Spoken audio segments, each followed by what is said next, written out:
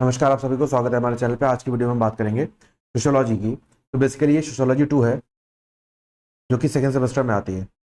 तो wind up करेंगे इसको आज हम यूनिट 2 को। ठीक है, तो इसका जो सिलेबस है आपकी स्क्रीन पे है, जिसमें पहला टॉपिक आता है कास्ट। क्योंकि हम सोशियोलॉजी पढ़ रहे हैं, मतलब स्टडी ऑफ सोसाइटी कर रहे हैं, तो जो फर्स्ट टॉपिक है वो आता है caste, concept and features, relation with power, trends and mobility within caste structure. ठीक है, नेक्स्ट टॉपिक आता है change through Sanskritization, civil disabilities.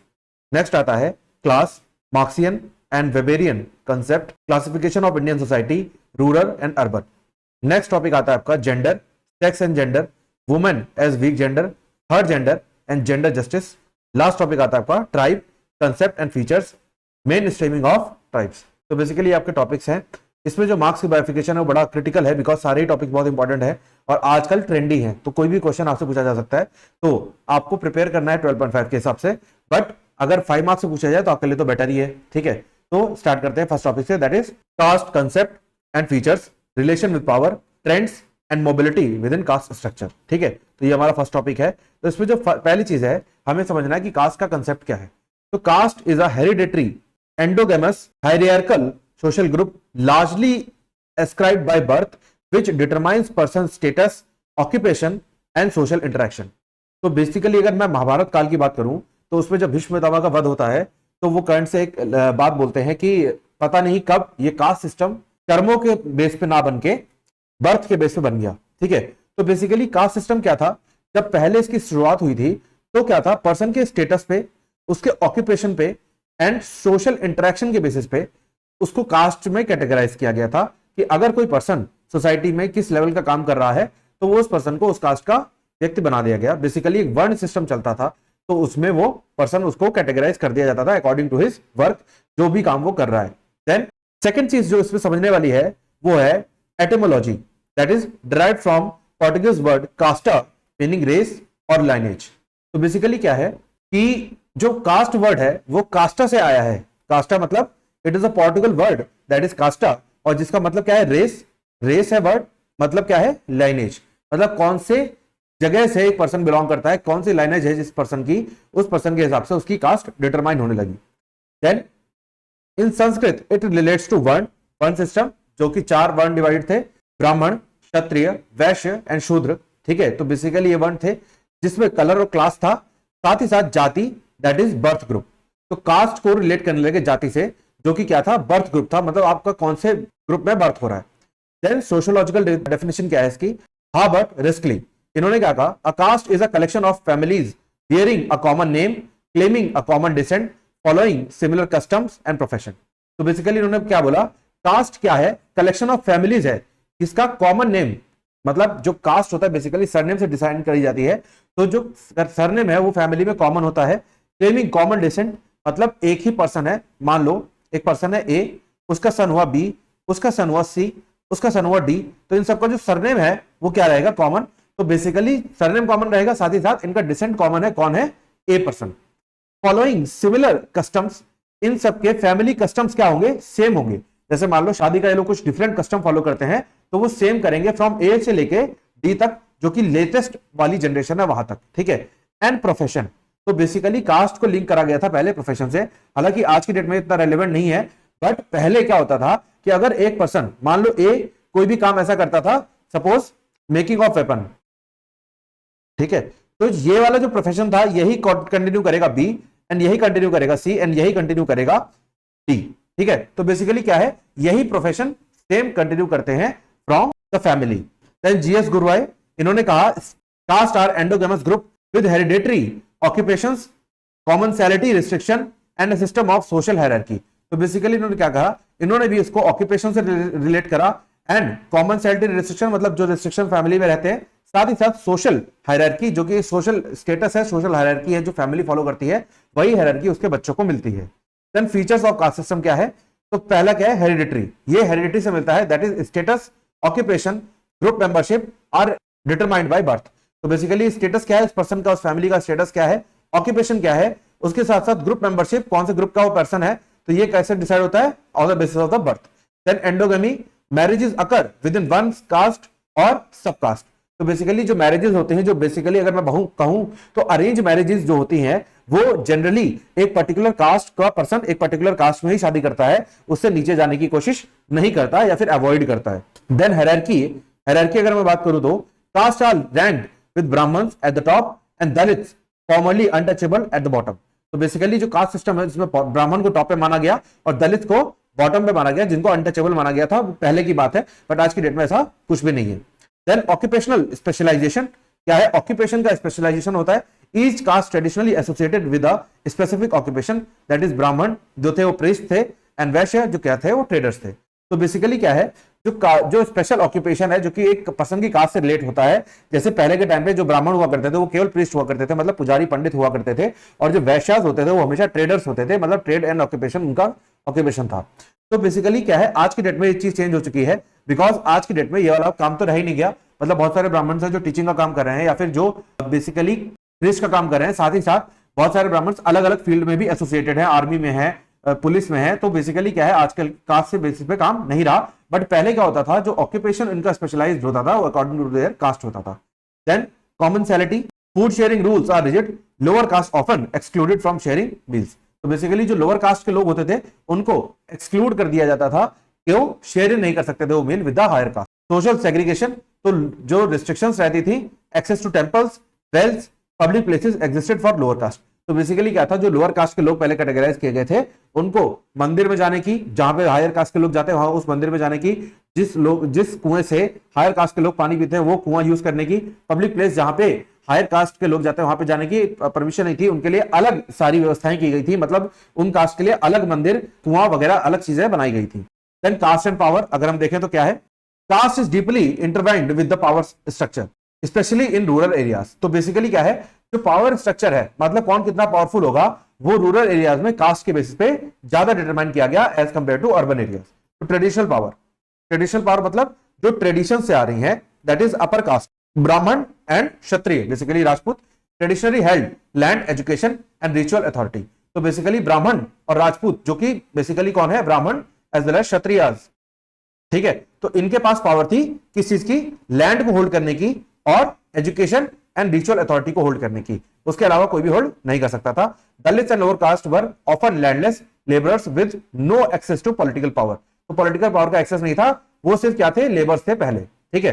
Then political power and caste mobilization क्या है, with democratization and electoral politics caste become a basis for vote bank politics. तो basically आज की date में कास्ट क्या है, वोट बैंक पॉलिटिक्स है, मतलब कास्ट के बेसिस पे वोट लो, बल्कि होना क्या चाहिए कि आप अपने काम के बेसिस पे वोट लो, ठीक है।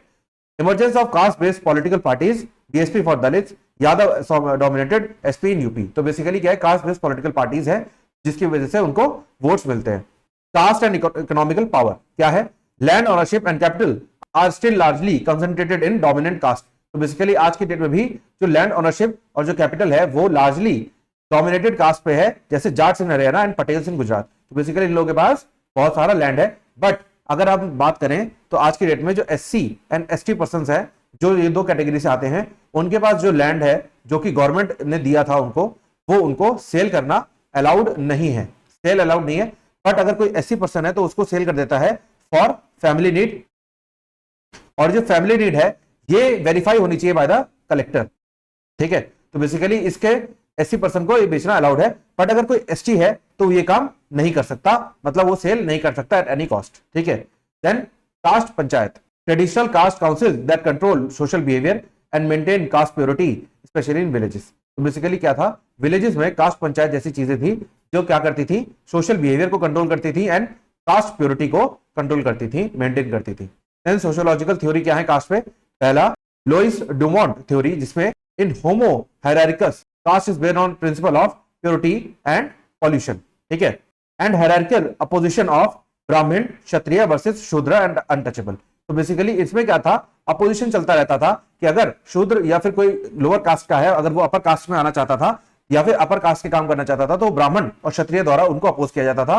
बेसिकली प्योरिटी और पॉल्यूशन के बीच में जो चलता था वो हमेशा वर्सेस में चलता था, मतलब जो प्योरिटी से लिंक किया गया वो ब्राह्मण और क्षत्रिय को लिंक किया गया, और पॉल्यूशन से लिंक किया गया शूद्र और अनटचेबल को। ये पहले की बातें हैं सब। Then M N Srinivas emphasize dominant caste theory, Sanskritization and caste mobility. तो बेसिकली संस्कृताइजेशन एक वर्ड है जो आपके सिलेबस में बार बार आ रहा है, जिसका मतलब होता है कि अगर कोई एक लोअर कास्ट का पर्सन है, अगर वो हाईएस्ट कास्ट के काम करना चाहता है, उसमें मूव करना चाहता है, तो वो अलाउड है एज पर संस्कृताइजेशन नॉर्म, ठीक है।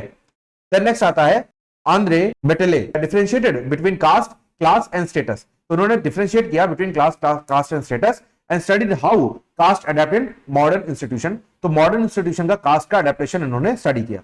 जी Shah studied caste in political mobilization, especially among Dalits. ठीक है। Then B.R. Ambedkar viewed caste as a tool of oppression and called for annihilation of caste and legal safeguard for Dalits. तो basically B.R. Ambedkar ने क्या करा, reservation policy को बनाया, और reservation policy का क्या है, article number 15 and 16 of Indian constitution ये अलाउ करता है रिजर्वेशन। तो ये B.R. अम्बेडकर की थ्योरी थी। Then trends in caste structure, क्या ट्रेंड्स है, कॉन्टिन्यूटी ऑफ द कास्ट। तो basically marriage patterns still highly endogamous, मतलब क्या है, एंडोगेमस का मतलब पर्टिकुलर कास्ट में पर्टिकुलर कास्ट के लोग शादी करेंगे, ठीक है। तो एक कास्ट के लोग एक ही कास्ट को प्रेफर करते हैं, मतलब वो अपनी कास्ट से मूव करना नहीं चाहते। Caste based honour killing particularly in intercaste unions. तो बेसिकली अगर इंटरकास्ट यूनियन का मतलब क्या है, जो इंटरकास्ट मैरिजेस हैं वहां पे क्या होता है, ऑनर किलिंग की जैसी प्रॉब्लम आती थी, जिसकी वजह से एक पर्सन एक ही कास्ट में कंटिन्यू करना चाहता था, उसके अंदर एक फियर था कि वो अगर वो कास्ट चेंज करेगा तो उसकी ऑनर किलिंग या फिर उसको अपोज किया जा सकता है in societal level. Then discrimination in rural and urban housing, education and employment. तो बेसिकली क्या था, पहले क्या था, रूरल एंड अर्बन हाउसिंग में डिस्क्रिमिनेशन होता था, एजुकेशन में डिस्क्रिमिनेशन होता था। मतलब आप लोगों ने कर्ण की कहानी तो सुनी होगी, जो अंगराज कर्ण थे महाभारत के अंदर, उनको भी एजुकेशन लेने में प्रॉब्लम हुई बिकॉज वो लोअर कास्ट से बिलोंग करते थे, जहां पे उनका काम क्या था, रथ चलाने का, ठीक है। तो बेसिकली ये थोड़ी सी प्रॉब्लम्स रहती थी, एंड साथ ही साथ एम्प्लॉयमेंट इश्यूज रहते थे for lower caste. Change in caste, ठीक है। तो अब इसका प्रोसेस क्या है, फर्स्ट है Sanskritization. A lower caste adopts rituals and lifestyle of higher caste to gain social status, ठीक है। तो बेसिकली क्या है, लोअर कास्ट का पर्सन अगर हायर कास्ट के रिचुअल और लाइफस्टाइल को अडॉप्ट कर ले, क्या होगा, सोशल स्टेटस को अपग्रेड करने के लिए, तो that is known as Sanskritization. उसके बाद नेक्स्ट आता है westernization, influence of western education, law and values. तो वेस्टर्न एजुकेशन में क्या है, वेस्टर्न में तो ऐसा कोई भी कल्चर है नहीं कास्ट वास्ट का, तो उसमें क्या है, वहां से उन्होंने वेस्टर्नाइजेशन किया और एजुकेशन और लॉ और वैल्यूज को वहां से उन्होंने अडॉप्ट किया, जिसमें आया इक्वालिटी और सेक्युलरिज्म, जो हमारा इंडियन कॉन्स्टिट्यूशन का बेसिक स्ट्रक्चर है। Then secularization, decline of ritual based caste roles in urban settings. तो बेसिकली जो अर्बन एरियाज हैं, जो अर्बन एरियाज हैं, उसमें क्या हुआ, रिचुअल बेस्ड कास्ट रोल्स खत्म हो गए, डिक्लाइन हो गए, मतलब डिक्रीज हो गए। देन अर्बनाइजेशन, मतलब losing of caste rigidity in cities, occupational mobility and anonymity. तो बेसिकली क्या है, जो शहर होते हैं वहां पे इतनी ज्यादा वर्क रिक्वायरमेंट है कि वहां पे आप कास्ट वास्ट देख ही नहीं सकते, और देखना चाहो भी तो क्यों ही देखना है, बिकॉज एक पर्सन की आपको कैपेबिलिटीज पे यकीन होना चाहिए, ना कि उसकी कास्ट पे। तो बेसिकली क्या है, जो रिजिडिटी थी इन कास्ट वो खत्म हो गई इन सिटीज में, ऑक्यूपेशनल मोबिलिटी हो गई, मतलब ऑक्यूपेशन हर कोई अपना हिसाब से चूज कर सकता है। एंड देन आता है आपका लेजिस्लेटिव चेंजेस, तो abolition of untouchability article number 17 and caste based reservation in job and education, that is article number 15 and 16, ठीक है। Then caste mobility, caste mobility की अगर हम बात करें तो क्या है, while caste is an ascribed status, some mobility is possible through social process. कैसे, संस्कृताइजेशन, ये मैं डिस्कस कर चुका हूं, जब एक लोअर कास्ट का पर्सन हायर कास्ट के पर्सन की सोशल स्टेटस को अडॉप्ट करने की कोशिश करे तो।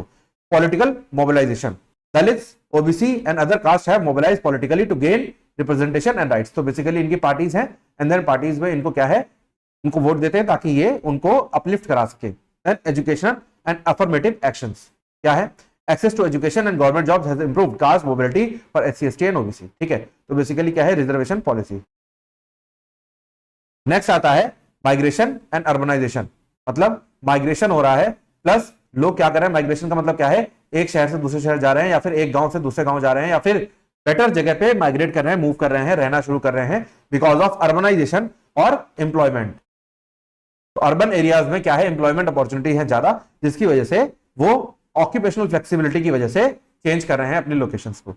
Then examples from contemporary India, ये आप देख लोगे। उसके बाद नेक्स्ट मूव करते हैं, हमारा कंक्लूजन आ जाएगा। उसके बाद आता है आपका next topic, that is change through Sanskritization and civil disabilities. तो संस्कृताइजेशन मैं डिस्कस कर ही चुका हूं। Sanskritization is the process of social change in which lower caste or tribal group adopts custom, ritual and lifestyle of higher caste, especially Brahminical caste, to raise its social status within the caste hierarchy। तो basically क्या है, lower caste का person क्या करता है, higher caste के social status को adopt करने के लिए उसके कस्टम्स और रिचुअल्स को अडॉप्ट करता है और लाइफस्टाइल शुरू कर देता है हायर कास्ट की, ताकि उसका सोशल स्टेटस बढ़ सके।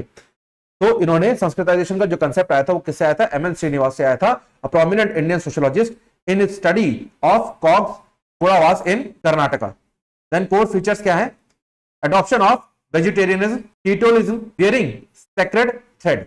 तो बेसिकली सेक्रेड थ्रेड का मतलब क्या होता है, कलावा, ठीक है। तो कलावा पहनना, वेजिटेरियन हो जाना, तो बेसिकली क्या है, वेजिटेरियन कौन होते थे, जनरली जो लोअर कास्ट के लोग होते थे नॉनवेज प्रेफर करते थे, बट उन्होंने नॉनवेज को छोड़ के वो क्या हो गए, वेजिटेरियन हो गए, ताकि वो अपर कास्ट की लाइफस्टाइल को अपना सके। देन परफॉर्मिंग ब्राह्मण ritual avoiding lower caste occupation, ब्राह्मण रिचुअल परफॉर्म करने लगे और जो लोअर कास्ट के ऑक्यूपेशन थे उनको उन्होंने छोड़ दिया, लीव कर दिया। Then seeking ritual purity and status mobility, तो रिचुअल प्योरिटी को सीक करने लगे, मतलब डिमांड करने लगे, और स्टेटस मोबिलिटी मतलब स्टेटस को चेंज करने की डिमांड करने लगे। Then usually occurs without any change in economic status, तो बेसिकली पहले जो कास्ट सिस्टम था वो बेस्ड ऑन वर्क था, तो जब आप वर्क चेंज कर लोगे तो ऑब्वियस बात है आपका कास्ट चेंज हो जाएगा, इससे इकोनॉमिक स्टेटस में फर्क पड़े या ना पड़े वो इररिस्पेक्टिव रहता था। देन थ्योरेटिकल पर्सपेक्टिव क्या है, Sanskritisation is not just imitation but strategy for assertion and upward mobility, तो बेसिकली क्या है, अगर कोई डाउन कास्ट का पर्सन है तो उसको अगर अप पे जाना है तो क्या करना पड़ेगा, संस्कृताइजेशन, जो कि क्या है, इमिटेशन नहीं है बट क्या है, असर्शन है, एंड मतलब आप मानने लगते हो, असर्ट करने लगते हो, एंड अपवर्ड मोबिलिटी, अपवर्ड ऊपर की तरफ आप बढ़ने लगते हो। It does not challenge the caste system, rather it reinforces it by aspiring higher status within it, तो बेसिकली क्या है, इसने जो संस्कृताइजेशन है उसमें कास्ट सिस्टम को चैलेंज नहीं किया बल्कि उसको रीइंफोर्स कराया कि अलग सेंस में कि अगर आपको कास्ट सिस्टम में रहना है बट आप हायर स्टेटस पे जाना चाहते हो तो जा सकते हो। It is a cultural process rather than political और स्ट्रक्चरल ट्रांसफॉर्मेशन, तो बेसिकली कल्चरल प्रोसेस था, कल्चर के थ्रू होता था, और पॉलिटिकल और स्ट्रक्चरल ट्रांसफॉर्मेशन ये नहीं था। देन दिस इज एग्जांपल क्या है, यादव जो थे वो नॉर्थ इंडिया में थे, क्लेम क्षत्रिय स्टेटस, इन्होंने क्षत्रिय स्टेटस ले लिया। Kurmis and Koeris Bihar and UP में थे, adopted upper caste names and change dietary habits. Then Jats Punjab Haryana transition from Shudra to Kshatriya.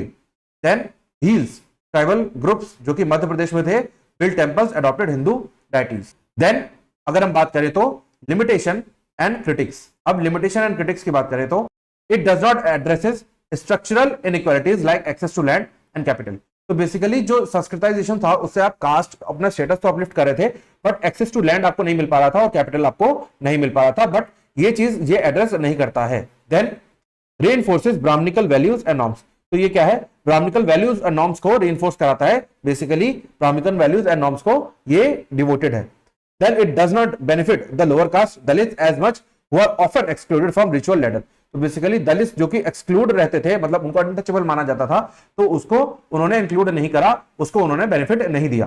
Then आता आपका Ambedkar and Dalit thinkers rejected Sanskritisation in favour of conversion and radical reform, तो basically Sanskritisation क्या है, एक तरीके का कन्वर्जन है, यहाँ पे आप रिलीजियस कन्वर्ट नहीं हो रहे हो बट आप कास्ट के थ्रू कन्वर्ट हो रहे हो, एंड इसकी वजह से इन्होंने अंबेडकर जी ने एंड दलित थिंकर्स ने इसको रिजेक्ट कर दिया। Then civil disabilities, next topic हमारा आता है सिविल डिसेबिलिटीज। क्या है, civil disabilities refer to social, economical and legal restrictions, तो बेसिकली सिविल डिसेबिलिटीज को अगर हम जनरली समझना चाहें तो सिविल डिसेबिलिटी मतलब सिविल काम में आप डिसेबल्ड हो, कौन सी ऐसी सिविल एक्टिविटीज हैं जिसमें आपका राइट होना चाहिए बट आप डिसेबल्ड हो, आप वो चीज नहीं कर सकते। तो बेसिकली क्या है, historically imposed on lower caste and Dalit, तो बेसिकली जो डिसेबिलिटीज थी वो लोअर कास्ट और दलित पे ज्यादा इंपोज थी हिस्ट्री में। तो हिस्टोरिकल कंटेक्स्ट अगर देखें तो अनटचेबिलिटी, पहले डिसेबिलिटी क्या थी, अनटचेबिलिटी, कुड नॉट टच और be touch by upper caste, denied temple entry, तो बेसिकली अपर कास्ट के लोग को ये टच नहीं कर सकते थे, ना ही अपर कास्ट के लोग इनको टच करते थे, और जो टेंपल एंट्री थी उनको इन्होंने डिनाई कर रखा था। Then occupational restriction forced in polluting jobs, example leather work, manual scavenging etcetera, तो बेसिकली मैनुअल स्कैवेंजिंग का काम होता है कि अगर कोई भी गंदी नाली है, गटर है, तो उसको साफ करवाना, और लेदर वर्क जो चमड़े का काम होता है उसमें ही ये इन्वॉल्व रहते थे, उसके अलावा इनको कोई भी काम करने का राइट नहीं दिया जाता था, तो that is also wrong, that is also against fundamental right. Then residential segregation, इनका घर अलग रहता था, मतलब ये आउटसाइड द विलेज रहते थे। देन एजुकेशनल बैन, इनको प्रॉपर एजुकेशन लेना अलाउड नहीं था as compare to higher person, जो हायर कास्ट से बिलोंग करते थे उनको जिस तरीके के सेक्रेट टेक्स्ट पढ़ना अलाउड था, जिस तरीके की एजुकेशन लेना अलाउड था, इनको अलाउड नहीं था। डिनायल ऑफ पॉलिटिकल राइट्स, तो इनको पंचायत या फिर एडमिनिस्ट्रेशन में कोई भी पॉलिटिकल राइट नहीं दिया जाता था। Then constitutional and legal measures, ये मैं ऑलरेडी डिस्कस कर चुका हूं, दैट इज आर्टिकल नंबर 17 जो बात करता है एबॉलिशन ऑफ अनटचेबिलिटी की, तो अनटचेबिलिटी को एबॉलिश कर दिया गया, that is your fundamental right under part number 3। Then आता है आपका schedule caste and schedule tribe prevention of atrocities act, तो बेसिकली आप लोगों ने एक टर्म सुना होगा SC/ST एक्ट, तो इसका यूज भी है उसका मिसयूज भी है आज की डेट में, बट इसको बनाया इसलिए गया था कि जो पर्सन जो लोअर कास्ट से बिलोंग कर रहे थे ताकि उनको एट्रोसिटी से बचाया जा सके, उनके ह्यूमिलिएशन से उनको बचाया जा सके। Reservation in education jobs and legislature for SC ST, that is article number 15 and 16, that is already discussed. उसके बाद national commission for schedule caste and national commission for schedule tribe, ये दो कमीशन बनाई गई। एंड एज वेल एज ये तो हो गई national commission for schedule caste, and एक है national commission for schedule tribe, and एक है नेशनल कमीशन फॉर OBC। ठीक है, तो ये कमीशंस बनाई गई ताकि क्या हो सके, इनका अपलिफ्टमेंट कराया जा सके। देन सोशियोलॉजिकल पर्सपेक्टिव अगर हम देखें तो क्या है, doctor Bhimrao Ambedkar called caste based civil disability a form of graded inequality. तो बेसिकली ग्रेड सिस्टम में डिवाइड कर दिया आपने सोसाइटी को, और उसके बाद आपने कुछ डिसेबिलिटीज इंपोज कर दी, और डिसेबिलिटीज इंपोज करने से ग्रेडेड इनइक्वालिटी हो गई, मतलब ग्रेड के बेसिस पे आपने इनइक्वालिटी कर दी। Conflict theory views caste operation as institutionalized dominance of one group over another. तो बेसिकली जो कॉन्फ्लिक्ट थ्योरी है वो क्या कहती है कि एक ग्रुप, कास्ट सिस्टम का मतलब क्या है, एक डोमिनेंट ग्रुप ओवर रूल करता है, सुपीरियर रहता है, सप्रेस करता है एक दूसरे ग्रुप को, that is subordinate group. Dalit scholar emphasize the cultural humiliation and violence involve in disabilities. तो बेसिकली एक मूवी भी आई थी दैट इज वेदा, अगर आप लोगों ने देखी हो तो बेसिकली इस मूवी में यही दिखाया गया है कि एक पर्सन है, एक लड़की है जो कि दलित कम्युनिटी से है, मतलब लोअर कास्ट कैटेगरी से है, और वो अपलिफ्ट करना चाहती है, तो किस तरीके से रूरल एरिया में उसको लोग रोकते हैं, उसके कास्ट के बेसिस पे उसको किस तरीके से ह्यूमिलेट करते हैं। Then example of civil disabilities contemporary and historical. तो बेसिकली क्या है सिविल डिसेबिलिटीज के एग्जांपल, टेंपल एंट्री मूवमेंट्स। तो बेसिकली टेंपल एंट्री मूवमेंट्स में बहुत ही रिस्ट्रिक्शंस रहती थी, that is Vaikom Satyagraha in Kerala challenged caste based temple exclusion. ठीक है, तो बेसिकली केरला में कास्ट बेस्ड टेंपल एक्सक्लूजन पे चैलेंज किया गया इन 1924 से लेकर 25 तक ये मूवमेंट चली। Then Khairlanji massacre, Dalit family killed in Maharashtra reflect ongoing violence. तो बेसिकली दलित फैमिली को मार दिया गया महाराष्ट्र में, जिसकी वजह से वायलेंस को दिखाया गया। Manual scavenging still practices despite being band by law reflects entrenched caste based rules. तो बेसिकली आज की डेट में भी जबकि लॉ ने इसको डिसेबल कर दिया, मतलब रोक दिया है, तब भी ये अभी भी होता है। बट ये क्या है, ये दिखाता है कि आज की डेट में भी लोगों की मानसिकता उतनी डेवलप नहीं हो पाई है। Then discrimination in mid day meals. तो मिड डे मील्स में भी डिस्क्रिमिनेशन, हालांकि ऐसा कोई अभी वो नहीं है, बट फिर भी ये चीज होती है at internal rural level.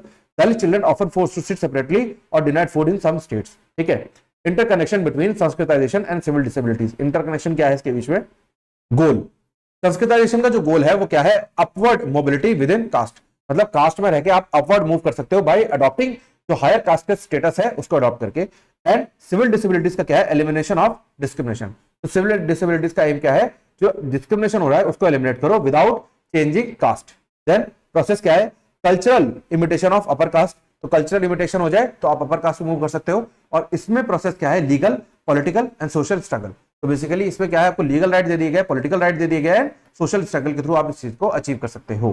Then आता है आपका इंपैक्ट चेंजेस रिचुअल स्टेटस। तो बेसिकली रिचुअल स्टेटस बदल जाएगा, क्योंकि आप अब क्या है, आप बेशक लोअर कास्ट के हो बट आपने अपर कास्ट को अडॉप्ट कर लिया। आपका फैमिली रिचुअल कुछ भी कहता हो, क्योंकि आपको अब अपलिफ्ट करना है, अपग्रेड करना है, तो आपको अपर कास्ट का अडॉप्ट करना पड़ेगा, तो आपका रिचुअल स्टेटस बदल जाएगा। एंड जो उसमें सिविल डिसेबिलिटीज है उसमें बात करता है चेंजेस स्ट्रक्चरल एक्सक्लूजन। तो बेसिकली क्या है, स्ट्रक्चरल एक्सक्लूजन को चैलेंज करता है। Then theorist MN Srinivas and BR Ambedkar, and then critic reinforce caste and attack the caste system. तो बेसिकली ये क्या है, संस्कृताइजेशन क्या करता है, कास्ट को रीइंफोर्स करता है, और सिविल डिसेबिलिटीज क्या करता है, अटैक करता है कास्ट सिस्टम पे कि कास्ट सिस्टम को खत्म करो और सेक्युलर बनो, और क्या बनो, विदाउट एनी डिस्क्रिमिनेशन एक सोसाइटी बनाओ। Then this is your conclusion. उसके बाद हम नेक्स्ट टॉपिक में मूव करते हैं, that talks about concept of class, Marxian and Weberian perspective. ठीक है, तो कार्ल मार्क्स की थ्योरी पढ़ेंगे, कंसेप्ट ऑफ क्लास। जो क्लास है, class is based on economic relationship to the means of production. तो बेसिकली इन्होंने क्या बोला, कार्ल मार्क्स ने बोला कि जो क्लास है वो किस पे बेस्ड है, इकोनॉमिक रिलेशनशिप है, और किससे रिलेट करती है, प्रोडक्शन से रिलेट करती है। एलिमेंट क्या है, society is divided into two main classes, that is bourgeoisie and proletariat, owners of mean of production, workers who sell their labour. तो बेसिकली क्या है, ये कैपिटलिस्ट है, मतलब इनके पास कैपिटल्स है, और ये क्या करते हैं, मींस ऑफ प्रोडक्शन है, मतलब इनके पास कैपिटल एसेट्स है, और ये लोगों को अपॉइंट करके प्रोडक्शन बढ़ाते हैं। और जो दूसरा है प्रोलिटरेट, ये क्या करता है, workers who sell their labour, ये वर्कर्स को अपॉइंट करता है, और वर्कर्स क्या बेचते हैं, अपना लेबर, मतलब अपनी मेहनत वर्कर्स लगाते हैं, और कैपिटलिस्ट क्या करते हैं, प्रोडक्शन करवाते हैं। Then class struggle is central to historical change. Then exploitation of working class leads to alienation and revolution.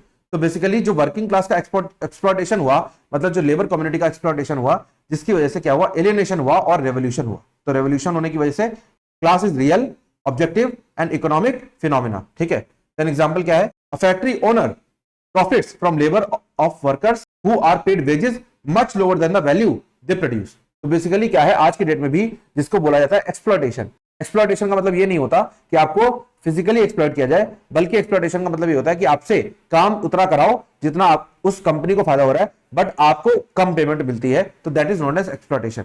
उसके बाद मैक्स वेबर की थ्योरी है कंसेप्ट ऑफ क्लास। इसमें क्या है, class is not only economic but influenced by status and power. तो इन्होंने जो कार्ल मार्क्स ने बोला कि क्लास केवल इकोनॉमिकल फैक्टर है, जहां पे एक कैपिटलिस्ट है, दो कैटेगरी बना दी, एक कैपिटलिस्ट एंड एक लेबर कैटेगरी। तो इन दोनों के बीच में रिलेशन बताया कि कैपिटलिस्ट क्या करता है, जो लेबर को उसको अपॉइंट करता है और वो कराता है प्रोडक्शन, और जो प्रोडक्शन में उसको फायदा होता है उसका बहुत कम हिस्सा वो लेबर को दे देता है, ठीक है। अब मार्क्स वेबर की देखते हैं, ये क्या कहते हैं, introduce three fold stratification, class, economic position, market situation, income wealth, status, social prestige और honour, party, political power and influence. तो इन्होंने तीन स्ट्रेटिफिकेशन किया।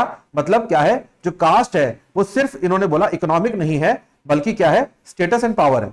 तो इकोनॉमिक के लिए इन्होंने बताया कि जो इकोनॉमिक पोजीशन है वो तो है ही, प्लस केवल इकोनॉमिक पोजीशन नहीं होती कास्ट, क्या होती है, स्टेटस भी होती है, जो कि सोशल प्रेस्टीज या फिर ऑनर मिलता है जो सोसाइटी में मिलता है, एंड पार्टी जो पॉलिटिकल पावर एंड इन्फ्लुएंस देती है उस कास्ट को या फिर उस क्लास को।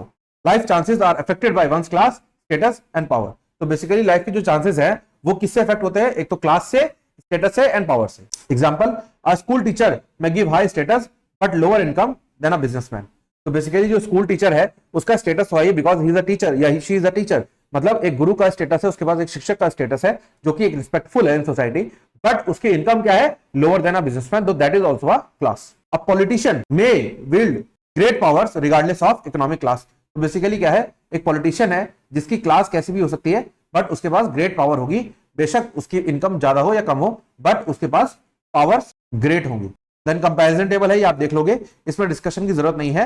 एंड देन बात करते हैं classification of Indian society, rural and urban. ये हमारा नेक्स्ट है कि क्या है, क्लासिफिकेशन ऑफ इंडियन सोसाइटी कैसे हुआ इन rural areas and in urban areas.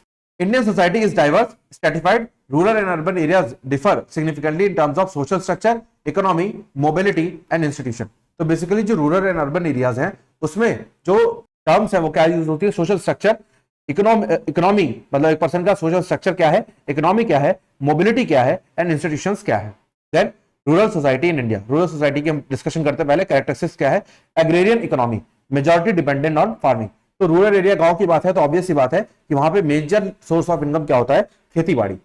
Then caste system, stronger influence than urban area. तो रूरल एरिया में जो कास्ट सिस्टम होता है वो अर्बन एरिया से ज्यादा होता है और नेक्स्ट लेवल होता है। Then joint family more prevalent. तो जॉइंट फैमिली क्या है, रूरल एरिया में ज्यादा होती है as compare to urban area, वहां पे होती है nuclear family. Then community life, higher degree of social cohesion and informality. तो बेसिकली क्या है, जो कम्युनिटी है वहां पे, जो लोग हैं वहां पे रहते हैं, वो सोशल कोहेजन मतलब उनके बीच में कोहेजन बहुत अच्छा है, और क्या है, इनफॉर्मल है, बहुत ज्यादा फॉर्मेलिटी वहां पे शो नहीं करते। और वहां पे क्या है, लो लिटरेसी एंड मॉडर्निटी रेट है, मतलब वहां पे पढ़ा लिखापन बहुत कम है, मतलब पढ़े लिखे लोग बहुत कम है वहां पे, एजुकेशन को उतना इंपॉर्टेंस नहीं दिया जाता, बल्कि खेती बाड़ी को ज्यादा इंपॉर्टेंस दिया जाता है। एंड सोशल स्ट्रेटिफिकेशन क्या है, विलेज लेवल पे dominated by caste based hierarchies. तो बेसिकली गांव लेवल पे आज में भी कास्ट बेस्ड हायरार्की को बहुत ज्यादा डोमिनेशन मिलता है, मतलब जो अपर कास्ट का है उसको बहुत ज्यादा इज्जत दी जाती है। Land ownership is a factor in class formation. तो बेसिकली क्लासेस का जो फॉर्मेशन होता है उसमें लैंड ओनरशिप एक बेसिक फैक्टर होता है, जिसको आज भी गांव के टर्म में बोला जाता है लंबरदार, मतलब वो बहुत बड़ी लैंड का मालिक है, वो लंबरदार है, उसके पास एक नंबर है जो कि एक लैंड नंबर है और वो लैंड का मालिक है। Then gender roles are more traditional, मतलब क्या है, बिटवीन मेल एंड फीमेल। तो दोनों जेंडर में जो मेल है उसको डोमिनेंस रोल मिलता है as compare to female. Then urban society in India देखते हैं। अर्बन सोसाइटी इन इंडिया क्या है, characteristics, industrial and service based economy. तो बेसिकली गांव में क्या थी, एग्रीकल्चर थी, और यहाँ पे इंडस्ट्रियल है, यानी कि सर्विस बेस्ड है, मतलब आप जॉब करोगे तो आपको इकोनॉमी मिलेगी, मतलब पैसा मिलेगा। Individualism and nuclear family. तो बेसिकली क्या है, इंडिविजुअल यहाँ पे ज्यादा है, जैसे आप लोगों ने हॉटस्टार की भी एड देखी हुई, जो हॉटस्टार की, जिसमें वो बात करता है पर्सनल स्क्रीन पे पर्सनलाइज कंटेंट देखने की बात करता है, कि मतलब गो सोलो, ठीक है। तो दैट इज इंडिविजुअल, मतलब आप अपनी स्क्रीन अपने हिसाब से देखते हो। और अगर मैं बात करूं तो शहरों की, तो आप इंसान अपने अपने फायदे के हिसाब से सोचता है। एंड देन न्यूक्लियर फैमिलीज, मतलब क्या है, लोग ज्वाइंट फैमिली में नहीं रहते, मतलब फादर और अपने मदर के साथ नहीं रहते, वो अपनी शादी होने के बाद अलग हो जाते हैं। High mobility social and geographic, तो मतलब मोबिलिटी मतलब मूवमेंट बहुत ज्यादा है सोशल और जियोग्राफिक लेवल पे।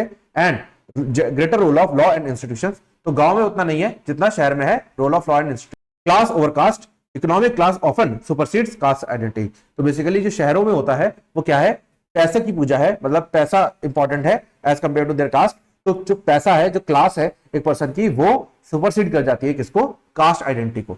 सोशल स्ट्रेटिफिकेशन क्या है, economic class becomes more prominent, तो बेसिकली पैसे को बहुत ज्यादा प्रोमिनेंस मिला हुआ है in urban areas. Rise of middle class, working class and urban elite, तो basically middle class working class को बहुत ज्यादा अपलिफ्टमेंट मिला इन शहर, क्योंकि उनको बहुत सारी एम्प्लॉयमेंट अपॉर्चुनिटीज मिली। Some reflect urban poverty and inequality, तो बेसिकली जो स्लम एरियाज होते हैं अर्बन एरिया में, वो रिफ्लेक्ट करते हैं क्या, उस शहर की गरीबी को और इनइक्वालिटी को। Then this is example. उसके बाद नेक्स्ट आता है, ये हमारा कंपैरिजन टेबल है, इसको आप देख लोगे, इसमें कोई भी समझाने वाली बात नहीं है, मैं ऑलरेडी डिस्कस कर चुका हूं। एंड देन कंटेम्परेरी रेलेवेंस, ये आप क्या है, in rural areas caste and land ownership still define class relations reflecting Marxian model of control, तो बेसिकली क्या है, जो मार्क्सियन मॉडल है जिसमें सिर्फ क्लास इंपॉर्टेंट नहीं है, क्लास के साथ सोशल स्टेटस इंपॉर्टेंट है, तो वो क्या है, रूरल एरियाज में मिलता है। In urban India income education and occupation define class aligning more with Weber model of status and life chances, ठीक है। Then urban rural migration lead to overlapping class and caste identities creating complex hybrid social structure, तो basically जो migration हो रहा है, मतलब कोई गांव से अगर शहर आ रहा है या शहर से कोई गांव जा रहा है, तो माइग्रेशन जो हो रहा है वो ओवरलैपिंग बना दे रहा है क्लास में। एक तरफ है जहां पे इकोनॉमी को मैटर करता है, जो शहर है वहां पे इकोनॉमी मैटर करती है, और एक तरफ है जहां पे कास्ट मैटर करती है। तो जब माइग्रेशन होता है तो क्या होता है, ओवरलैपिंग हो जाती है, जिसकी वजह से हाइब्रिड सोशल स्ट्रक्चर तैयार हो जाता है। And this is the conclusion. उसके बाद आगे बढ़ते हैं, that is gender, sex and gender, women as weak gender, third gender and gender justice. तो ये आपका टॉपिक है। इसको अगर मैं डिस्कस करूं तो बेसिकली ये रिलेट करता है, ये बहुत ही कॉमन सेंस वाला टॉपिक है, और ये रिलेट करता है बेसिकली जेंडर डिस्क्रिमिनेशन से, ठीक है। तो सबसे पहले बात करते हैं sex and gender conceptual distinction. Biological and physiological characteristics that define humans as male और फीमेल, तो बेसिकली जो ह्यूमन में मेल और फीमेल का कैटेगराइजेशन है वो बायोलॉजिकल कंस्ट्रक्शन के थ्रू है, तो जिसकी वजह से उनके बीच में डिस्टिंक्शन है between male and female. Determined at birth, birth के टाइम पे डिटरमाइन होता है। पहले क्या होता था, जब भी कोई वुमेन प्रेग्नेंट होती थी तो वो जेंडर टेस्ट करा देती थी बच्चे का, जिसकी वजह से पहले ही पता लग जाता था बिफोर बर्थ। बट जब से हमारा पीसीपीएनडीटी एक्ट आ चुका है, तब से क्या हुआ है, ये बैन हो गया है, मतलब जेंडर को पता करना बिफोर बर्थ इज बैंड, और जिसकी वजह से क्या है, अब जो जेंडर डिटरमाइन होता है वो एट बर्थ होता है, कैसे, रिप्रोडक्टिव ऑर्गन्स के थ्रू एंड क्रोमोसोम्स के थ्रू, ठीक है। तो अगर बिफोर बर्थ हम जानना चाहें तो क्रोमोसोम्स के थ्रू जानना पड़ता है, that is X and Y होगा तो मेल होगा, और अगर एक्स एंड एक्स है तो फीमेल है, ठीक है। तो ये है, और अगर हम बर्थ के बाद जाना चाहें तो कैसे जानेंगे, रिप्रोडक्टिव ऑर्गन्स के through. And it is universal and fixed, ये हर जगह, हर देश में, हर जगह पे एक फिक्स फॉर्मूला है, यूनिवर्सल है, कहीं भी कुछ अलग डेफिनेशन नहीं है। देन ये एग्जांपल है। उसके बाद जेंडर क्या है, socially and culturally constructed roles है, मतलब जो जेंडर है उसके हिसाब से सोशल रोल्स बनाए हुए हैं, जो कंस्ट्रक्ट करे गए हैं रोल्स, वो जेंडर के हिसाब से करे गए हैं। Behaviours and attributes that society considers appropriate for man and women, तो सोसाइटी ने बेसिकली कुछ नॉर्म्स बना दिए जो कि वो एप्रोप्रिएट समझती है for man and women, not biological but learned and variable across cultures and time. तो बेसिकली क्या है, इन्होंने बायोलॉजिकली कोई स्टडी नहीं किया सोसाइटी ने, बट जो वेरिएबल्स के थ्रू, जो उन्होंने केस स्टडी, जो सोसाइटी को स्टडी करा, मतलब कहा जाता था ना कि बड़े बुजुर्ग बेशक पढ़े लिखे नहीं थे बट उनके पास बहुत सारे आइडियाज रहते थे, तो वो कैसे थे, ऑब्जर्वेशन के थ्रू रहते थे। तो इन्होंने कैसे लर्न करा, variable across cultures and time, तो कल्चर एंड टाइम को ऑब्जर्व करते हुए इन्होंने ये नॉर्म्स बनाए। Reflects the idea that masculinity and femininity are social identities, तो बेसिकली मैस्कुलिनिटी एंड फेमिनिटी क्या है, सोशल आइडेंटिटीज है एक पर्सन की, एक मेल है और एक female. Legal recognition, supreme court in national legal service authority versus union of India recognize gender identity as distinct from biological sex and a core part of right to dignity under article number 21। तो basically जो gender identity है वो क्या है, distinct है biological sex से। कैसे, मतलब जेंडर आइडेंटिटी, एक पर्सन मेल भी हो सकता है जिसका sexual orientation as a male होगा, और एक पर्सन फीमेल हो सकती है जिसका sexual orientation as a female होगा। बट अगर एक पर्सन मेल है, उसका sexual orientation as a female है, तो उसको मेल पसंद आएंगे। तो बेसिकली बायोलॉजिकल सेक्स से डिस्टिंक्ट होता है जेंडर आइडेंटिटी, और वो क्या है, core part of right to dignity है अंडर आर्टिकल नंबर 21। तो that is right to life and personal liberty, जिसमें आता है right to live dignified life, ठीक है। Then women as a weak gender, why, because women क्या है, women are not considered as masculine और उनके पास मसल पावर नहीं होती, जिसकी वजह से उनको वीक जेंडर माना गया है। उनके अगेंस्ट क्राइम करना या उनके अगेंस्ट कोई भी चीज करना बहुत इजी होता है, because they don't have enough power to compete with men due to some natural construction, ठीक है। तो women are considered vulnerable. Social context क्या है? Historically and culturally women have been subordinated due to patriarchal system. तो basically जो हमारी society का system रहा है जिसमें पैट्रियार्की को फॉलो किया गया है, मतलब मेल डोमिनेंस रही है, जिसकी वजह से वुमेन को सबऑर्डिनेट कर दिया गया है। Consider dependent, emotional, passive, leading to their systematic exclusion from the property, education and political power and legal rights. तो बेसिकली प्रॉपर्टी का एक्सक्लूजन अब नहीं है फ्रॉम 2005। इससे पहले वुमेन के पास प्रॉपर्टी राइट्स नहीं थे। एजुकेशन का नहीं है from 2009, that is RTE, that is right to education. And political power, that is 73rd amendment, जिसमें उनको पोजीशन रिजर्व करी in panchayat and municipal elections, ठीक है। तो बेसिकली ये है। तो ये चीजें पहले थी बट अब नहीं है, अब इसको ओवरकम करने की कोशिश की जा रही है। लीगल राइट की अगर मैं बात करूं तो स्पेशल लॉज बनाने की पावर है for women under article number 15 and 16। तो वुमेन अगर आर्टिकल नंबर 15 में लॉ बनाया जा रहा है तो यहां पे क्या बनाई जाएगी? पॉलिसी बनाई जाएगी, पॉलिसी, ठीक है। और अगर 16 में बनाया जा रहा है तो वहां पे क्या देंगे? Reservation in job. तो पब्लिक एम्प्लॉयमेंट वाली जो अपॉर्चुनिटीज होंगी वो वुमेन को स्पेशली अपॉर्चुनिटी दी जाएंगी। उसके बाद लीगल राइट्स की अगर मैं और बात करूं तो डोमेस्टिक वायलेंस एक्ट है, ठीक है, जिसमें वुमेन क्या कर सकती हैं अगर उनके अगेंस्ट वायलेंस हो रहा है इन डोमेस्टिक लेवल या इन डोमेस्टिक रिलेशंस, तो डोमेस्टिक वायलेंस एक्ट का यूज कर सकती हैं। तो लीगल पर्सपेक्टिव क्या है? कॉन्स्टिट्यूशनल प्रोविजंस, ये मैं बता ही चुका। Article number 15 allow special provision for women and children. तो बेसिकली जो लेजिस्लेचर है इंडिया का, उसके पास राइट है कि वो स्पेशल प्रोविजन बना सकता है फॉर वुमेन एंड चिल्ड्रन, ताकि उनका अपलिफ्टमेंट हो सके। Article number 39 clause A and D, equal pay and adequate means of living for main and women. तो बेसिकली क्या बात करता है? इक्वल पे, मतलब आप मेन से काम लो चाहे वुमेन से काम लो, आपको पेमेंट इक्वल देनी पड़ेगी। आप पेमेंट में डिस्क्रिमिनेशन नहीं कर सकते कि मेन को ज्यादा पेमेंट दो, वुमेन को कम पेमेंट दो। और adequate means of livelihood for women and main, दोनों के लिए लाइवलीहुड का एडिक्वेट मींस आपको देना पड़ेगा। Then article number 42 just and human condition of work and maternity relief. तो ये जो मैटरनिटी रिलीफ है ये मेन को नहीं मिलता, ये सिर्फ वुमेन को मिलता है फॉर स्पेशल जो नेचर उनको अपॉर्चुनिटी देता है एज अ मदर, ठीक है। एंड जुडिशियल प्रोनाउंसमेंट की अगर हम बात करें जहां पे वुमेन के राइट को डिफेंड किया गया था, that is air India Nargis Mirza, जिसमें ये होता था कि जो एयर हॉस्टेस होती थी वो आफ्टर प्रेगनेंसी या आफ्टर मैरिज वो जॉब कंटिन्यू नहीं कर सकती थी। देन सुप्रीम कोर्ट ने हेल्ड किया कि termination based on pregnancy was unconstitutional. तो अगर आप किसी को जॉब से निकाल रहे हो बेसिस ऑन देयर प्रेगनेंसी तो वो चीज अनकॉन्स्टिट्यूशनल है। Then Vishakha versus state of Rajasthan, ये बहुत इंपॉर्टेंट केस है क्योंकि यहां पे इस केस तक कोई भी स्पेशल लॉ नहीं था जो कि वुमेन को सेक्सुअल हैरेसमेंट से प्रोटेक्ट करता था एट वर्क प्लेसेस। तो बेसिकली इसमें सुप्रीम कोर्ट ने क्या करा? गाइडलाइंस इशू करी on sexual harassment at work place, later codified as POSH act 2013। Then third gender in India, third gender का मतलब क्या है? That a person who is not a man and who is not a women. India has a long cultural presence of Hijras, Aravanis, Jogappas etcetera. However they were socially marginalised with no legal identity for years. तो basically जो पहले man and women में से कुछ भी नहीं थे तो उनको कोई सोशल आइडेंटिटी या फिर कोई भी लीगल आइडेंटिटी उनको नहीं मिलती थी। दे वर कंसिडर्ड एज मैन या फिर वुमेन, ठीक है। तो उनको कोई भी पर्सनल उनका कोई भी राइट नहीं था और वो मार्जिनलाइज्ड ग्रुप थे, मतलब छोड़े हुए ग्रुप थे। देन लीगल माइलस्टोन क्या हुआ? NALSA versus union of India, ये केस हुआ जिसमें रिकॉग्नाइज किया गया थर्ड जेंडर पर्सन को एज अ ट्रांसजेंडर पर्सन, मतलब थर्ड कैटेगरी भी दी गई थर्ड जेंडर और उसको ट्रांसजेंडर माना गया।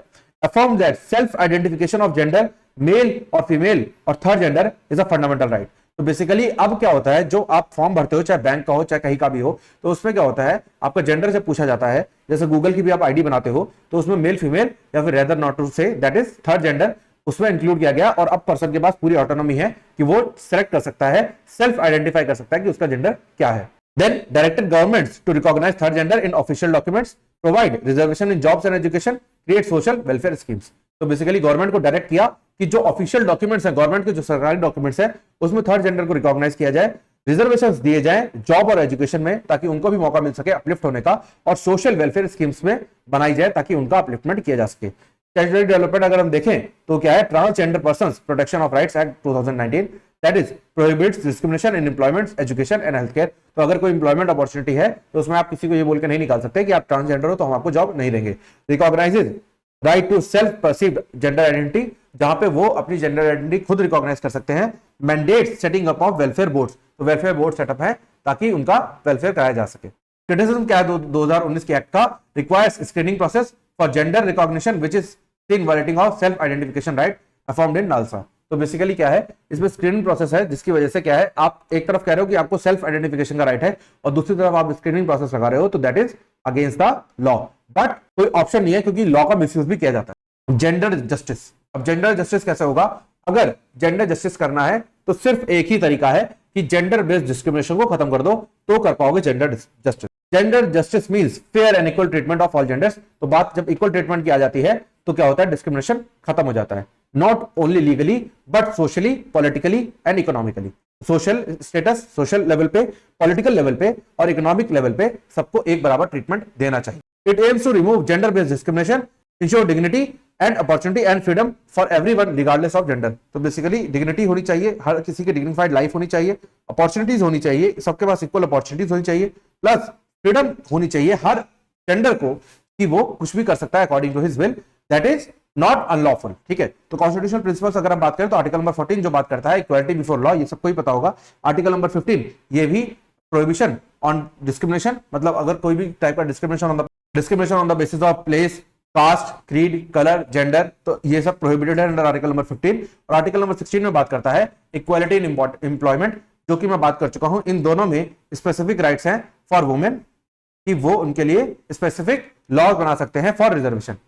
देन आर्टिकल नंबर 21 जो कि बैकबोन ऑफ इंडियन कॉन्स्टिट्यूशन है, that is right to life and dignity, मतलब सारे जो फंडामेंटल राइट्स है वो तभी एग्जिस्ट कर सकते हैं जब राइट टू लाइफ एग्जिस्ट करेगा, और अगर राइट टू लाइफ ही खत्म हो जाए तो किसी भी फंडामेंटल राइट का कोई मतलब नहीं है। देन इंपॉर्टेंट जजमेंट्स ये आप देख लोगे। उसके बाद नेक्स्ट आता है हमारा समरी टेबल। समरी टेबल ये आप देख लोगे, इसमें कंपैरिजन टेबल है एंड कंपैरिजन टेबल ये मैं आपको ऑलरेडी डिटेल में समझा ही चुका हूं, और इसमें 1-1 पॉइंटर में लिखा हुआ है तो आपको समझ में आ जाएगा। कोई भी डाउट हो तो आप कमेंट सेक्शन में पूछ सकते हो। उसके बाद ये हमारा कंक्लूजन है एंड देन हम नेक्स्ट टॉपिक पे मूव करेंगे, that is tribe concept and features, main streaming of tribes. तो बेसिकली ट्राइब्स क्या है, कुछ ऐसे ग्रुप्स हैं जो अभी भी हमारे मेन कल्चर में इन्वॉल्व नहीं हो पाए हैं, वो अलग रहते हैं हमसे दूर। ठीक है, तो उस ग्रुप को हमने बोला ट्राइब।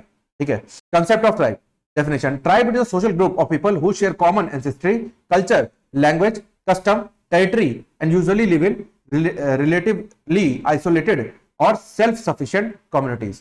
तो बेसिकली ये अभी भी आइसोलेटेड एरियाज में रहते हैं जहां पे जनरली कोई पर्सन नहीं मूव कर सकता, और ये अपने ही ग्रुप में अपने ही कल्चर में रहते हैं, और ये अपने ही एंसेस्ट्री, अपने ही कल्चर को फॉलो करते हैं, अपनी लैंग्वेज को फॉलो करते हैं, अपने ट्रेडिशन को फॉलो करते हैं, अपनी टेरिटरी में रहते हैं, वो बाहर जाना पसंद नहीं करते, और किसी और जो उनकी आउटसाइड टेरिटरी में आता हो या आउटसाइड ट्राइबल कम्युनिटी में आता हो उसमें इन्वॉल्व होने की कोशिश वो नहीं करते।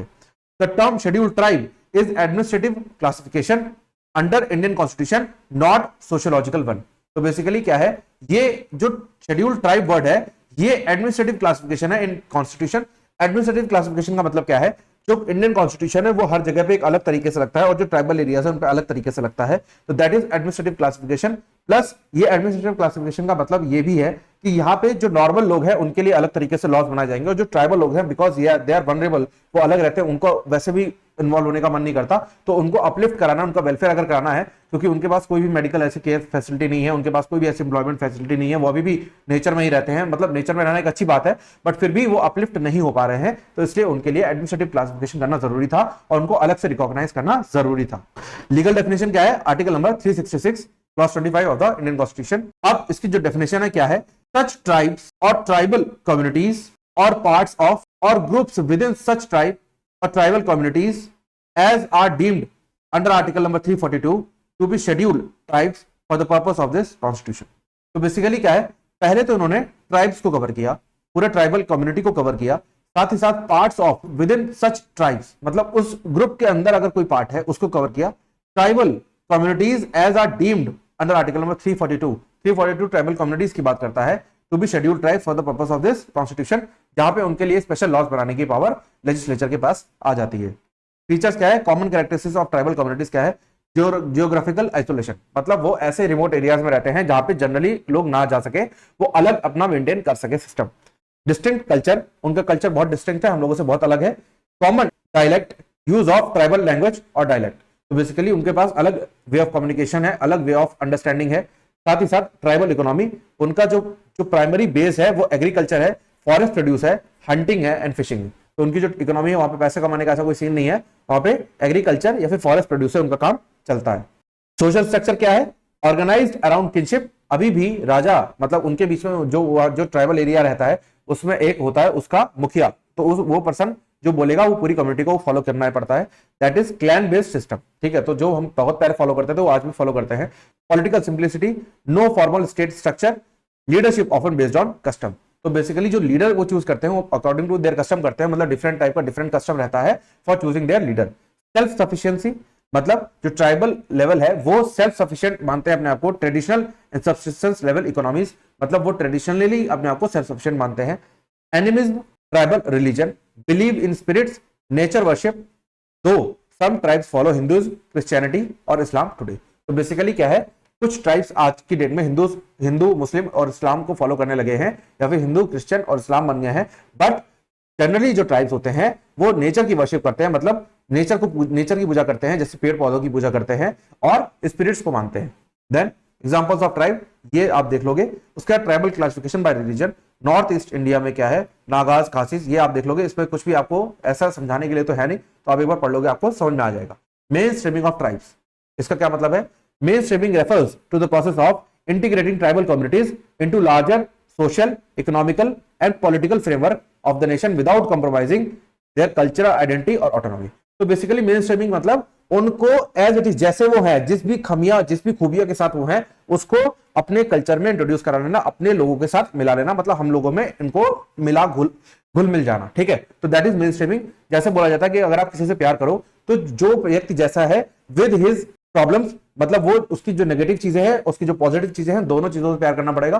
बेशक कल को वो आपके प्यार की वजह से नेगेटिव चीजों को बदल दे, बट आपको जब आप उससे अट्रैक्ट हो रहे हो, जब आप उससे जुड़ाव आपको महसूस हो रहा है, तो आपको उसको दोनों चीजों को एक्सेप्ट करना पड़ेगा। विद टाइम चेंजेस आ जाए तो एक अलग की बात है, और ना आए तो आपको उसका बुरा नहीं लगना चाहिए। सिमिलरली यहाँ पे क्या है, मेन स्ट्रीमिंग का मतलब क्या है, जो ट्राइबल कम्युनिटीज हैं उसको इंटीग्रेट करना इन मेन सोसाइटी, उसको बोलते हैं main streaming. With their culture, जो उनका कल्चर है उसको भी एक्सेप्ट करो, ये नहीं कि उन लोगों को एक्सेप्ट करो, उसके कल्चर को भी एक्सेप्ट कर रहे हो।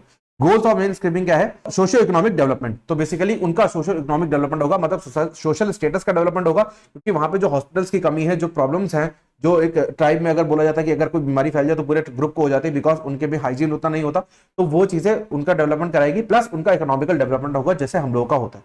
देन एजुकेशनल इंपॉर्टमेंट, एजुकेशनली वो बैकवर्ड है, बिकॉज वो अभी भी अपने, एक चीज होती है कि ऑलराउंड डेवलपमेंट, वो अपने कस्टम्स में तो बहुत स्ट्रांग है, उन्हें पता है कि उनका कस्टम क्या है, वहां पे वो बहुत एजुकेटेड है। बट जो एजुकेशन उनका अपलिफ्टमेंट कराएगी, जो एजुकेशन आज की डेट में साइंटिफिक इन्वॉल्वमेंट हो रही है, वो आज भी धनुष बाण पे चलते हैं, जबकि साइंटिफिक इन्वॉल्वमेंट कहां तक पहुंच चुकी है, तो वो उससे इंपावर करा सकती है उसको। देन पॉलिटिकल पार्टिसिपेशन करेंगे तो वो अपने ट्राइब के लिए बेटर रिजल्ट्स ला सकते हैं। Equal access to justice, resources and opportunities. तो अगर कोई इनजस्टिस वाली सिचुएशन हो जाए तो उसमें अगर वो हमारी सोसाइटी में इन्वॉल्व होकर रहेंगे तो उनके पास एक्चुअल एक्सेस ऑफ जस्टिस होगा। Then these are your articles, जो कि बात करता है रिजर्वेशन फॉर एसटीज की, मतलब शेड्यूल ट्राइब्स की। तो आर्टिकल नंबर 15 जो कि पॉलिसीज की बात करता है, आर्टिकल नंबर 46 जो कि बात करता है promotion of education and economic interest of STs, and article number 244 that is administration of scheduled areas and tribes, 5th and 6th schedule. तो बेसिकली जो शेड्यूल्ड एरियाज एंड ट्राइब्स है उसके लिए एडमिनिस्ट्रेशन का अलग आर्टिकल है, article number 244। Article number 275 clause 1 that grant in aid for tribal welfare. तो basically tribal welfare के लिए कुछ ग्रांट इन एड आती है। And then article number 342 president's power to declare tribal scheduled tribes. President की power है कि किसको वो शेड्यूल ट्राइब डिक्लेयर कर सकते हैं। Important laws for tribal welfare, the panchayat extension to schedule areas act 1996। Basically ये एक एक्ट है जिसमें tribe control over local resources and governance, तो उनका जो लोकल रिसोर्सेज एंड गवर्नेंस है उसमें ट्राइबल्स को कंट्रोल देती है ये एक्ट। के साथ forest right act 2006 recognises right of forest dwelling STs over land and forest resources. तो बेसिकली जो फॉरेस्ट, जो गवर्नमेंट, जो फॉरेस्ट डिपार्टमेंट के अंडर आता है, उसमें भी जो फॉरेस्ट राइट एक्ट है वो उन ट्राइबल्स को राइट देती है जो उस फॉरेस्ट पे डिपेंडेंट है। SC ST prevention of atrocities act, ये मैं बता ही चुका हूं। Tribal sub plan TSP that is planning and financial resources earmark for tribal development, ठीक है। Challenges in main streaming tribes, क्या इश्यूज है? Displacement due to development projects. तो जो डैम और माइनिंग होती है उसकी वजह से उनको डिस्प्लेस करना पड़ता है, मतलब उनको अपनी जगह छोड़नी पड़ती है, जिसकी वजह से वो हमसे उतनी तरीके से इन्वॉल्व नहीं हो पाते और हमें अपना दुश्मन मानते हैं। Loss of traditional land rights, तो बेसिकली अगर वो हमारे साथ इन्वॉल्व होंगे तो उनको अपनी जगह छोड़नी पड़ेगी, जिसकी वजह से उनका loss of traditional land rights, जो उनका ट्रेडिशनल है, जो उनका ट्रेडिशन है, उसका लॉस होगा। उसके बाद कल्चरल एरोजन, तो जो उनका कल्चर है वो खत्म हो जाएगा, ऐसा होने लगता है। Poverty, illiteracy and health issues, तो इसकी वजह से वो इन्वॉल्व नहीं हो पाते। Then exploitation by money lenders, contractors and traders, तो जो money lenders, contractors and traders है वो एक्सप्लॉइट करते हैं, बिकॉज उनके पास पैसा तो है नहीं।